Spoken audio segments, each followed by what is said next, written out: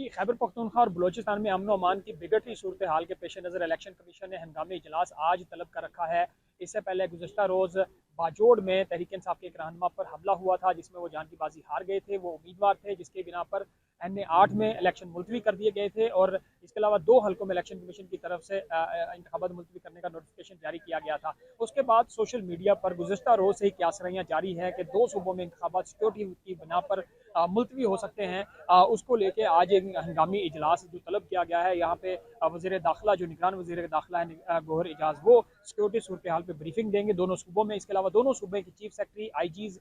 दीगर जो सरबराहान हैं सिक्योरिटी एजेंसीज के लोग हैं, वो इसमें इजलास में शरीक होंगे और अमन व अमान की सूरत हाल पर जायज़ा लिया जाएगा। गुज़श्ता रात इलेक्शन कमीशन की सरबराही में एक इजलास भी हुआ, जिसमें बैलेट पेपर की छपाई का जायज़ा लिया गया और कहा गया कि अब तक जितने भी अदालतों की तरफ से जो बैलेट उम्मीदवारों को शामिल करने का कहा गया है, जिनके कागजात मंजूर किए गए हैं, उनके बैलेट पेपर तो छपाए जाएंगे, लेकिन अब के बाद जो भी उम्मीदवार जिसके कागजात मंजूर हो गए तो उसके बैलेट पेपर छपना मुमकिन नहीं होगा।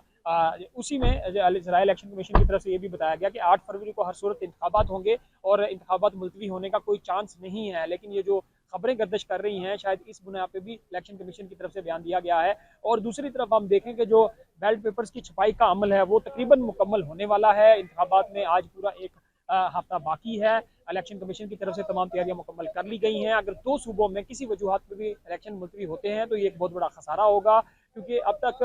47 अरब रुपए से ज़ायद का खर्चा इलेक्शन कमीशन इंतखाबात पे लगा चुका है और बहुत सारे खर्चे ऐसे हैं जो चूँकि पहले भी 2 सूबों में इंतखाबात इस वजह से नहीं हुए थे कि मुल्क में एक ही टाइम में इंतखाबात होना है। तो जो ग्राउंड